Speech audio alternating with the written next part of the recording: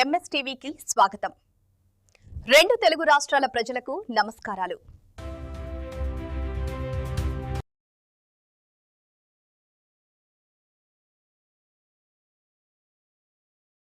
Welcome to MSTV MS media. ఈరోజు ఊరట్టం గ్రామ సర్పంచ్ గారు గెలిచినటువంటి శైలజ గారిని కలవడానికి వచ్చేసాము. ఇక్కడ మేడారం పక్కన 2 కిలోమీటర్ల దూరంలోనే ఈ గ్రామం ఉన్నది. ఆమె మాటల ద్వారా కొన్ని విషయాలు తెలుసుకుందాం. నమస్తే మేడం. చెప్పండి, మీ పేరు? శైలజ గారు. చెప్పండి మేడం, మీరు ఈ గ్రామంలో సర్పంచ్గా గెలిచినందుకు, పార్టీగా బీఆర్ఎస్ తరఫున టికెట్ ఇచ్చినందుకు, గెలిచినందుకు ఎలా ఫీల్ అవుతున్నారు? ప్రజలకు ఏమని సమాధానం చెప్తున్నారు? ముందుగా నాకు బీఆర్ఎస్ పార్టీ తరఫున నాకు టికెట్ ఇచ్చిన పెద్దలకి నా కృతజ్ఞతలు. అలాగే నన్ను నమ్మి ఊరటం గ్రామ ప్రజలు నా మీద నమ్మకంతో నాకు ఓటేసినందుకు వాళ్ళకు ఎప్పటికీ నేను రుణపడి ఉంటాను. అలాగే మా ఊరటం ప్రజలు నేను ఎలాగైతే అభివృద్ధి చేస్తానని అనుకున్నారో, అలాగే నాతో పాటు నిల్చున్న వాళ్ళని నమ్మకుండా, సరే నేను కరెక్ట్ మా పంచాయతీకి అని అలా ఒపీనియన్ అది వాళ్ళ నమ్మకంతో నేను గెలిచాను. నేను 245 15 ఓట్లతో నేను గెలిచాను. ఓకే సార్, మీ పేరు? రమేష్ గారు. ఏమవుతారు మరి సర్పంచ్ గారు? ఏమవుతారు మీరు?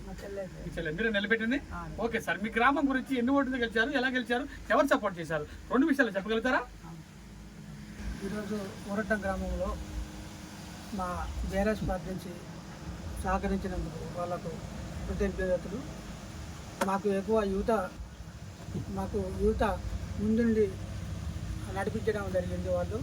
వాళ్ళకు ఎప్పుడు ఎల్లకాలం మేము రుణపడి ఉంటాము.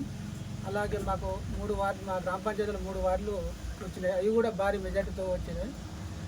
మళ్ళీ మాకు సహకరించిన మా గ్రామ పెద్దలు, బీఆర్ఎస్ పార్టీ సీనియర్ నాయకులు, వాళ్ళకు ప్రత్యేకంగా ధన్యవాదాలు తెలియజేస్తున్నాను. ఎవరెవరు సపోర్ట్ చేశారు గ్రామంలో వచ్చేసి గుంది శ్రీధర్ గారు, మరియు అదేవిధంగా ఊరటం గ్రామంలో చరప గోపాల్ గారు, ప్లస్ మన కొత్తూరు జంపన్న విషయంలో వస్తే గజ్జెల్ల మహేష్ గారు, అదే కడారి సమిరెడ్డి గారు, మల్లారెడ్డి గారు, మరి అదేవిధంగా కన్నెపల్లి విషయంలో వస్తే సోలం వెంకన్న గారు, సోలం మధు, ఆయం నాగరాజు గారు, మళ్ళీ అదేవిధంగా ఊరటం గ్రామంలో అదేవిధంగా ఊరటం గ్రామంలో నాలి రాంబాబు గారు, వీళ్ళ సహకారంతో మేము గెలవడం జరిగింది. ఈ పంచాయతీ పరిధిలో ఎన్ని గ్రామాలు ఉన్నాయి? మా పంచాయతీ గ్రామంలో 4 గ్రామాలు ఏమేమి ఉన్నాయి? కన్నెపల్లి ఒకటి, కొత్తూరు, జంపంగవాయి, కాళ్ళి, ఊరటం కాళ్ళి. చెప్పండి మేడం, మీరు రాజకీయాల్లోకి ఎందుకు వచ్చారు? చదువుకున్నారు కదా డిగ్రీకి, మరి రాజకీయాల్లోకి సర్పంచ్గా గెలవాలని ఎందుకు అనిపించింది మీకు? వచ్చింది డబ్బులు సంపాదించడానికి కాదు. ఇది మాది గిరిజన ప్రాంతము. ఇక్కడ అట్టడుగున వర్గాల వారు ఉంటారు.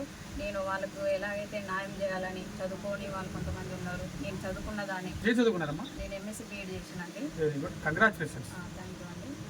ఈ మా ప్రాంతంలో డెవలప్ చేయాలని, అభివృద్ధి కార్యక్రమాలు చేపట్టాలని, అంటే చిన్నప్పటి నుండి కొన్ని సమస్యలు చూస్తూనే ఉంటాం. అలాగే మనం కూడా ఎందుకు నిల్చోకూడదు, మనం ఎందుకు సేవ చేయకూడదు అనే ఉద్దేశంతో నేను సర్పంచ్గా గెలవడం జరిగింది. ఓకే మేడం, గెలిచిన తర్వాత ఏమైనా అభివృద్ధి కార్యక్రమాలు చేశారా? భవిష్యత్తులో ఎటువంటి అభివృద్ధి సంక్షేమ కార్యక్రమాలు చేయబోతున్నారు? గెలిచిన కారణంలో అయితే మాకు మా ఊరటం గ్రామ పంచాయతీ పరిధిలో ఉన్న కన్నపల్లి కానీ, కొత్తూరు కానీ, ఊరటం కానీ ముందుగా అయితే వీధి లైట్లు లేకుండా ఉండే, వీధి లైట్లు పెట్టించడం జరిగింది. అలాగే పారిశుద్ధ పనులు మాత్రం ఎప్పటికప్పుడు నేను చేపిస్తూనే ఉంటున్నా.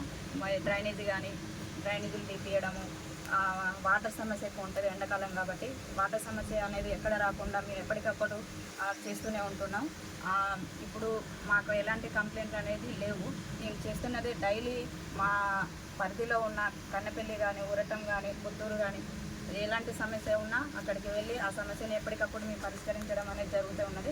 అలాగే అభివృద్ధి కార్యక్రమాలు అంటే ప్రభుత్వం నుండి వచ్చే సంక్షేమ పథకాలు ఏది వచ్చినా కూడా పేదలకు అందేలా నేను చేయాలనేది నా ఉద్దేశము. ఇప్పటి వరకు వచ్చిన పథకాలలో ఇందిరమ్మ ఇల్లు వచ్చినాయి, అవి 15. ఆ 15లో ఇప్పుడు కంప్లీట్ అవుతున్నాయి, ఒక 2 పెండింగ్లో ఉన్నాయి.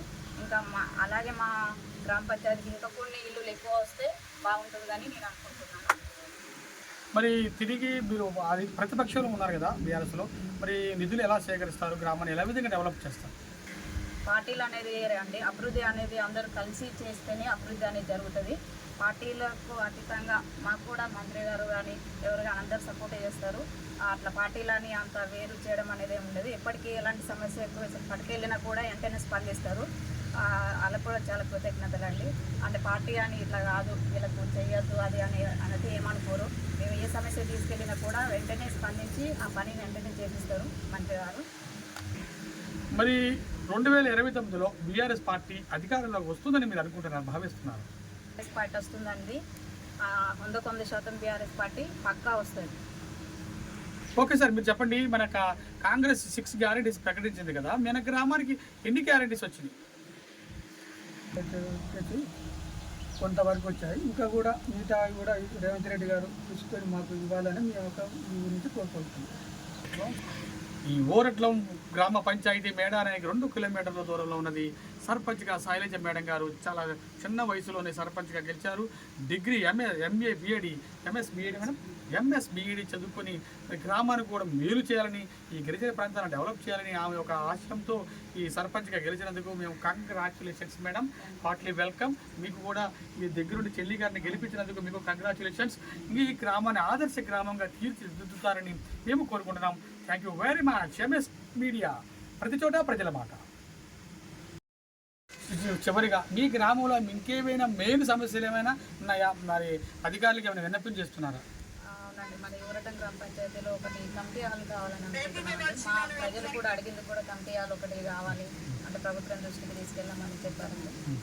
మాకు అది కంపల్సరీ కావాలి. అలాగే ఇక్కడ మాకు ఊరటం కాలనీలో ఒక వాటర్ ట్యాంకీ, అంటే ఆ వాడకు మొత్తం అంటే వాటర్ పోవడానికి ఇబ్బంది. అంటే మామూలుగా ఉన్నాయి పంపులు, కాకపోతే వాటర్ ట్యాంక్ లేదు. అది ఉండేదంటే ఎప్పుడు నిత్యం వాటర్ అనేది వాళ్ళకు అందుతుంది కదా అన్న ఉద్దేశంతో నేను కమిటీ హాల్ ఉంది, ఆ వాటర్ ట్యాంకీ కావాలి. ఒకటి మినరల్ ప్లాంట్ కూడా ఒకటి ఉంటే వాళ్ళకి త్రాగునీరు కూడా అందుతుందని నా ఉద్దేశం.